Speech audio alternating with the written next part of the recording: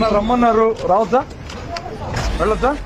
మాకు సవాళ్ళు విసిరారు, లోపలే ఉన్నారంట ఎమ్మెల్యేలు అందరూ. మమ్మల్ని అనుమతిస్తే మేము లోపలికి వెళ్తాం. మేము ఇప్పుడు గోశాల దగ్గరికే వచ్చాం. నేను ఎంపీ గారినేమో అక్కడ ఆపేశారు, మమ్మల్ని లోపలికి పంపించడం లేదు.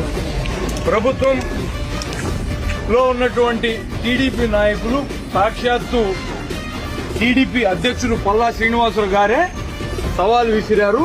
లోపల జనసేన టీడీపీ ఎమ్మెల్యేలు ఉన్నారు. వాళ్ళేమో రమ్మని నేరుగా కరుణాకర్ రెడ్డి గారికి ఫోన్ చేశారు. మేము వీడికి వచ్చాం, మమ్మల్ని లోపలికి అనుమతించడం అది.